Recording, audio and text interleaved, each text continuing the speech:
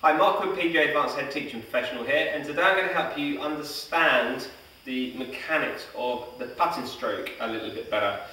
Now I've got some client data here which we picked up from the Tommy Putt Lab, which I use during putting lessons, and we're just going to have a look at that data because my client was missing a lot of putts to the right, and you know, he tried a few things, changed his grip, changed his alignment a little bit, but nothing was really sort of helping him out. You know, he was kind of thinking it is more of, I need to make adjustments to my body, you know, my body's all wrong, and he really got away from the sort of the big factor of what is my putter head actually doing through the putting stroke. Let's take a look at his results. Okay, so we can see with my client that his putter face was open at the address. So these numbers here on this first box, 0.4 means the putter face is 0.4 degrees open to the target line at the address position. Minus 0.6, which means it's slightly left. 0.4, 0.2, 1.2. So that means his putter face is sat open to the target line at the address position. This was a dead straight putt that we were doing in the indoor putting studio. So there is a tendency for him to have the putter face open at the address position. Now the second box here tells us how square the putter face is at impact to the target line. So he was 0.8 to the right, 1.2 to the right, 1.0, 1.0, 0.4. So the putter face again is open to the target line on the dead straight putt.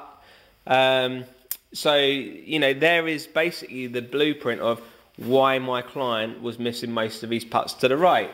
His swing path as well is 4.2, 6.0, 4.6, 5.0, 5.0 to the right. Now obviously if you're doing that on a full swing with an iron, you're going to be hitting a draw. You know, the ball's going to be drawing. Putting, because we're not creating the same club head speed, the dynamics are different. You know, you're not going to draw an 8-foot putt or a 2-foot putt or a 4-foot putt into the hole. And like I say, he was missing all of these putts to the right. So we did a few changes, and we'll have a look at the improvements that he made, and I'll show you the improvements on the Tommy Putt Lab right now. Okay, after the initial results from the Tommy Putt Lab from the first time round, we know that the putter face was too open at impact to the target, and we know that the putter path was too much in to out. So what we needed to do, we needed to change those two things. We needed to get the putter face more square to the target at impact, and we needed to improve the swing path so it wasn't so much in to out. Now the other thing that we looked at was he actually opening the putter face too much in the backswing initially? So as he swung the putter back, was the putter face turning open too much? And it was opening by about 8 degrees on the backstroke. So that's quite a lot of putter head rotation. So then we had a look at his grip, and his grip was fine. So the thing that we needed to sort of get him feeling a little bit more was he was taking the putter back with less rotation. So he actually felt as though he was really stopping the toe from rotating open. He was really trying to hold the face square to the hole, if you like, as he went back. Now that did reduce the putter opening to 4 degrees in the backstroke, and as you can see, it got it a lot squarer from the second load of results that you're going to see in a minute. It got it a lot squarer as he was coming back into the strike. Now the other thing, the thing that was causing the too much of an in to out swing path for him was the ball was too far back in his stance. So the club was working on the inside going back, but then because the ball was too far back in the stance, it was just hitting it on that sort of outward path. You know, there's two types of putting stroke: straight back, straight through with minimal arc, and there's a bit of an arcing stroke.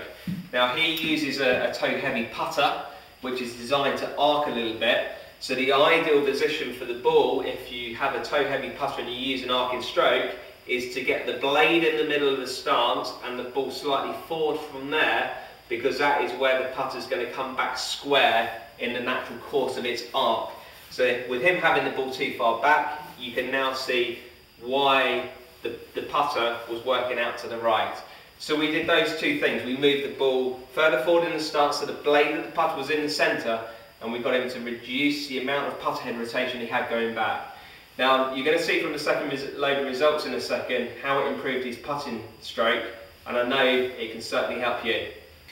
So now, as we look at his putter face at the address position, 0.4 to the right, 0.6 left, 0.2 left, 1.2 left, 0.2 left. So, I mean, the parameters you really need to work between is if you can be minus 0.5 to the left or 0.5 to the right, that's only half a degree. So that's, you know, obviously 0.0 is ideal, but, you know, work between those two parameters is fine.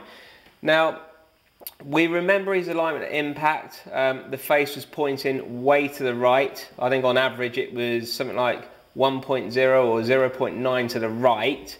Now he's minus 0.2 left, 0.4 right, 1.0 to the right, minus 0.2 left, 0.2 right. So we've brought that average right down to 0.3. So that is a massive, massive difference. Now his path at impact is minus 0.6 left on the first putt, 1.4 right on the second, 0.2 right, 1.0 right, 4.8. That was just one that went off the scale kind of thing. But on average, his putter path was 5 degrees in to out. It's now 1.4. And that is just sort of a half-hour lesson of what we changed.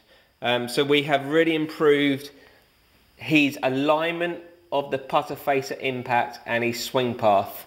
And obviously we're going to continue to do some more work with him, but massive difference in it. And he was holing 5 out of 5 4-foot putts and 4 out of 5 6-foot putts. So massive difference there already.